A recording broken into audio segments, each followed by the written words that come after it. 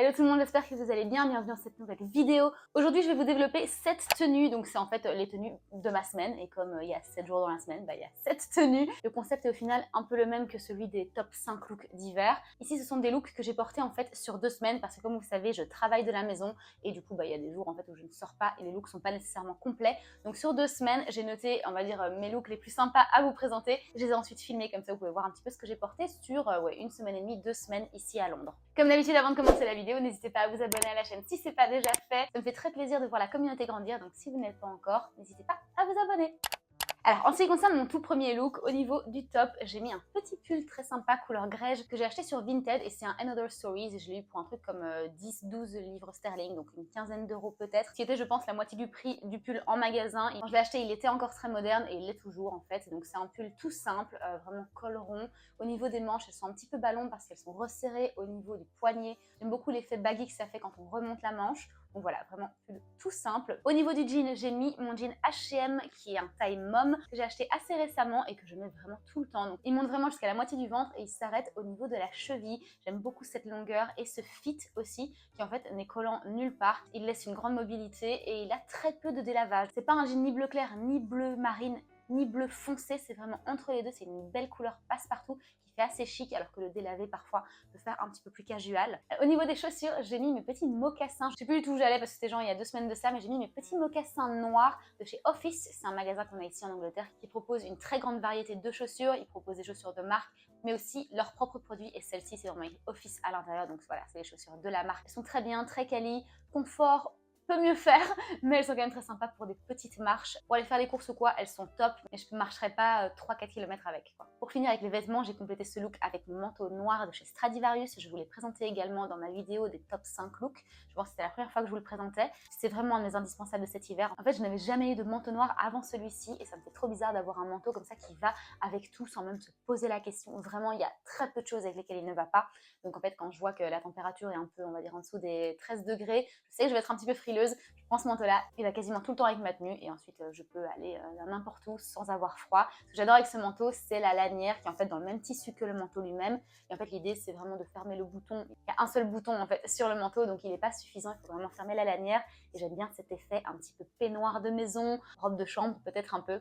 Donc le manteau est noir et long. C'est ça qui m'a vraiment fait craquer, c'est sa longueur. J'ai jamais eu un manteau aussi long, à part peut-être mon trench, mais bon, c'est beaucoup plus léger et donc c'est beaucoup moins chaud également. Donc je suis vraiment très contente d'avoir ce manteau dans ma garde-robe, je peux que vous le conseiller. Et le dernier accessoire de ce look, c'est mon sac Chloé. Encore une fois, lui aussi il est crème. Donc j'ai vraiment pris des articles qui sont passe-partout. Quand je vais comme ça faire une course de 15-20 minutes, ça me prend jamais trop longtemps pour préparer mes outfits, parce qu'avec les classiques que j'ai dans ma garde-robe, c'est très facile de les mettre ensemble et ça ne jure pas. Donc voilà pour ce look du lundi, très facile à porter quand on est en télétravail, ça dérange absolument pas, petit pull, petit jean, rien de spécial. Et ensuite quand on sort, on agrémente des petits éléments pour avoir chaud et pour pouvoir marcher sans pantoufles dehors. Voilà.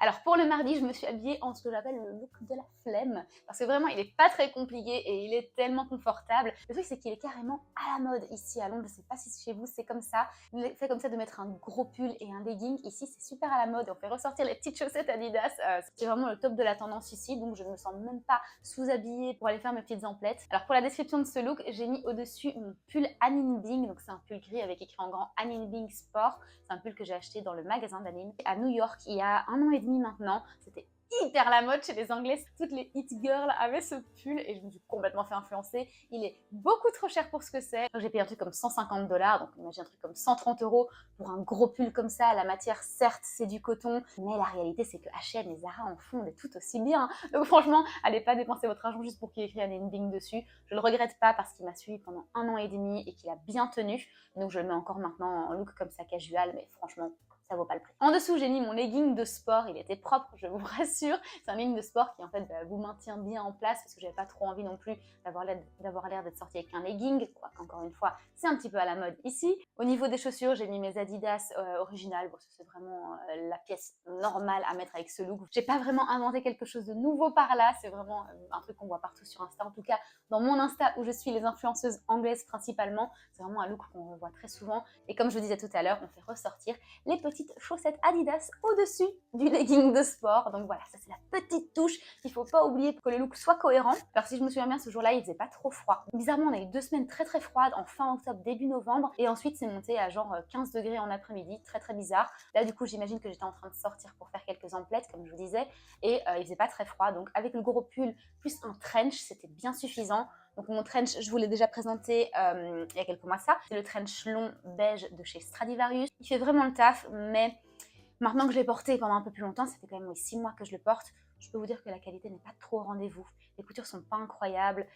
Il a tendance à se découdre aussi un petit peu, donc voilà, je l'ai payé 50 livres à l'époque. Pour la masse de tissu, je peux comprendre, mais c'est vrai que les finitions sont pas incroyables, donc à stater par rapport à Stradivarius pour les trench.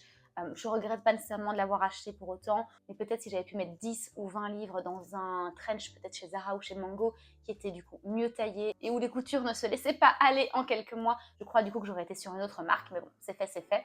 Donc voilà, je mets mon trench, je vais faire sortir la capuche derrière du pull Aline Bing. Et au niveau du sac, comme je vais faire des courses, j'ai pris un sac un petit peu plus grand, donc c'est mon sac de Leatherology, donc c'est un sac en cuir noir, c'est un bucket bag, donc un sac seau.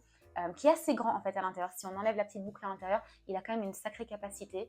Donc voilà, c'était le sac parfait pour compléter ce look, aller me faire une petite marche et quelques courses. Et puis on rentre à la maison et limite on reste dans les mêmes habits. Encore une fois, parfait pour ma journée de télétravail et pour sortir. Je pense que vous avez compris que je suis une adepte du confort et pour ce look de mercredi, je vous propose un look qui n'est pas un total look noir mais on y approchait presque. J'ai quand même fait un petit twist avec du beige. Mais ici donc j'ai porté mon t-shirt noir de chez Arket avec des manches un petit peu comme celle-ci qui tombent plus ou moins ici sur le bras, donc on va dire au-dessus du coude, donc c'est pas un t-shirt avec manches vraiment courtes et il est très très épais, c'est la matière vraiment qui m'a fait craquer sur ce t-shirt. C'est un coton épais, on voit absolument pas à travers, il tient assez chaud. J'aime beaucoup le fait en fait qu'il soit pas du tout moulant. C'est vraiment un t-shirt qui tombe en évasé et quand on le met en fait dans le pantalon, ça fait un chouette effet bouffant au niveau du ventre. Au niveau du pantalon, c'est un pantalon droit de tailleur de chez H&M. Il arrive au-dessus de la cheville et ce que j'aime beaucoup avec ce pantalon, c'est déjà sa matière, elle est un peu satinée et en plus de ça, il tombe super bien, je le trouve très flatteur sur la silhouette. Moi j'ai quand même des hanches, on va dire, assez développées et je trouve que ça les élargit pas trop, pas que ce soit mal, mais moi personnellement je préfère avoir un petit peu de taille de guêpe et puis que ça tombe assez en évasé pour que ça ne marque pas trop au niveau des hanches et ce pantalon me donne exactement ce que je souhaite au niveau du rendu. On agrémente le look de mon manteau beige de chez Mango que je vous ai présenté dans le haul Mango il y a quelques semaines. Si vous n'avez pas encore vu, je vous le mets dans le petit ici au-dessus. Il a un mélange de laine et d'autres matériaux, je pense qu'il y a un peu de polyester aussi dessus, mais l'effet, le rendu en tout cas, ça donne vraiment laine et très quali. Là pour le coup, les coutures sont très bien réalisées. C'est pour ça que je vous parlais tout à l'heure de cette marque-ci versus Stradivarius. Le prix un peu plus conséquent est justifié à ce niveau-là, même si je dois quand même apporter la précision que le manteau noir de chez Stradivarius, lui, est très bien cousu, donc j'aurais dû faire attention au trench particulièrement. Mais ça, on y reviendra plus tard, sûrement au printemps, quand on reparlera du trench. Donc voilà, c'est un manteau qui arrive au-dessus du genou, qui a une chouette longueur. Je le porte principalement ouvert, parce que je trouve que quand c'est fermé, ça fait un petit peu trop sérieux. Donc l'idée, c'est de le porter ouvert et limite de mettre une écharpe si jamais vous avez un peu froid à ce niveau-là. Le manteau tient chaud à lui-même et il est assez coupe-vent, donc à ce niveau-là, pas de souci. Mais c'est vrai que je préfère le look quand il est porté ouvert, au contraire du manteau noir que lui j'adore fermer avec la ceinture noire qui vient comme ça compléter le look. Ici je le porte plutôt ouvert. Au niveau des chaussures, j'ai mis mes chaussures de chez Vivaia, je vous en ai parlé dans la vidéo précédente il me semble. Vivaia c'est une marque que j'avais dans le radar depuis des mois, depuis août plus exactement. J'avais vu sur Instagram des photos de leurs chaussures et j'en avais parlé dans ma vidéo des dupes de luxe que justement je voulais essayer ces chaussures là et ils m'ont justement contacté il y a un mois de ça pour me dire écoute choisis des chaussures sur le site, on aimerait beaucoup te les envoyer et si tu peux les inclure dans des looks encore mieux. Donc voilà, j'ai choisi 3 paires de chaussures dont celles-ci qui sont un petit peu en inspiration Chanel puisque le bout est noir mais tout est en tissu. C'est des chaussures qui sont extrêmement malléables et franchement quand je les ai mises je me suis dit que c'était vraiment des chaussons. Donc maintenant je les mets énormément. Là j'ai essayé de retailler justement des looks où elles ne revenaient pas trop parce que sinon en fait quasiment tous les jours je les mettais. Ça et mes Adidas Samba maintenant c'est la base de mes looks tellement c'est confort. Et là pour le coup je peux marcher des kilomètres et des kilomètres avec sans rien avoir au pied alors que je suis plutôt sujette à des cloques surtout quand il s'agit de nouvelles chaussures. Et pour compléter ce look au niveau du sac j'ai mis un petit sac pollen noir parce que comme ça faisait vraiment look beige et noir. Il n'y avait vraiment que 2 couleurs pour le coup là sur ce look et vous ajoutez à ça quelques petits accessoires dorés. Perso j'ai quasiment que des bijoux de couleur dorée donc voilà ce que j'ai mis avec et je trouve que ça va très bien avec le beige et le grège du manteau et des chaussures. Donc voilà, je crois que ça vient compléter le look avec élégance. Bon, pour le look du jeudi, je crois que je vais vous décevoir un petit peu, mais je suis pas du tout sortie. Je dis sur 1 semaine et demie, 2 semaines, je sors pas tant que ça et parfois je dois dire que je sors un petit peu comme un sac parce que je dois aller faire une course très rapidement ou juste que je préfère rester dans la maison avec mon pantalon par exemple le loungewear Uniqlo qui se porte pas à l'extérieur. Et là l'idée c'était de trouver des looks qui pouvait être mis en extérieur, mais j'en avais pas pour tous les jours, donc celui-ci il est un peu plus bref on va dire. Et j'ai mis au-dessus mon pull de chez Reserve, c'est une marque qu'on a ici en Angleterre, chez qui j'allais très très souvent, on va dire avant la pandémie. Je sais pas pourquoi, mais j'ai un petit peu perdu de vue ce magasin-là, ce qui est bizarre parce qu'il est sur Oxford Street, donc je pourrais clairement y aller à chaque fois que je vais dans le centre. J'ai un peu perdu mon intérêt pour cette marque-là, mais je crois que je devrais y retourner parce qu'ils font des très chouettes basiques.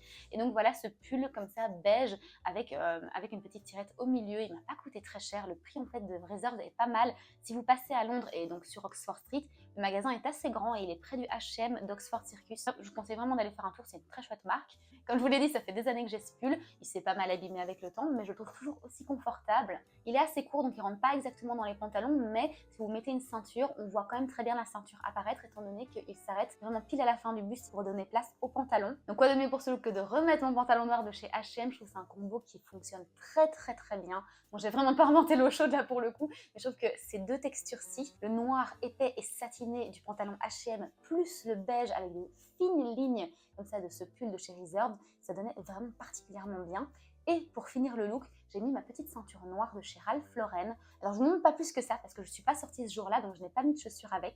Mais si j'étais sortie, je pense que j'aurais choisi entre deux paires de chaussures. Et la première, ce serait mes mocassins noirs que je vous ai montrés dans le tout premier look. Et peut-être même que j'aurais mis mes ballerines beige de chez Aldo.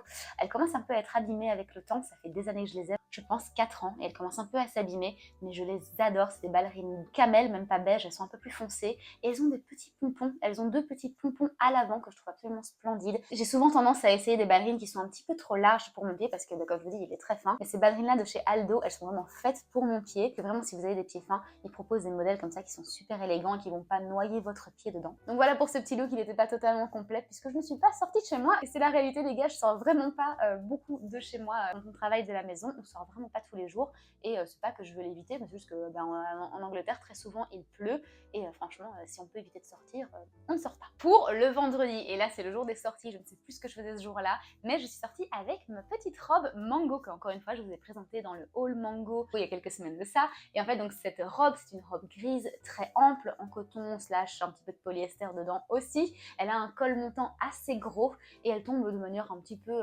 puffy, hein. Mais ça le fait quand c'est des robes d'hiver comme ça je trouve. Puis ça garde bien la chaleur à l'intérieur. J'aime beaucoup aussi remonter les manches quand j'ai pas de manteau au-dessus. Ça met un peu plus en valeur le corps qui est un peu enseveli, perdu dans toute cette masse de tissu. Mais heureusement, comme c'est une robe qui s'arrête au-dessus du genou, on voit aussi un petit peu de jambes. Mais ici, avec une robe aussi baggy, ça le ferait pas de mettre des escarpins. J'avais fait des essayages pour être bien sûre de comment je voulais le looker. Et très clairement, elles vont bien avec des bottes, mais beaucoup moins avec des escarpins. Donc ici, je vais mettre mes bottes de chez Stradivarius. Donc c'est des bottes à talons. Elles sont assez grandes. Je pense que c'est bien un 10-12 cm de haut. Il n'y a pas de plateforme, donc vraiment, vous prenez tout dans les pieds. D'ailleurs, j'ai un peu de mal à marcher avec, je vais pas vous le cacher. Je porte pas beaucoup de talons et certainement pas de cette hauteur-là. Et au niveau du manteau, quoi de mieux que de remettre mon manteau noir de chez Stradivarius. Comme ça, on reste vraiment sur les tons gris et noirs, rien de très spécial.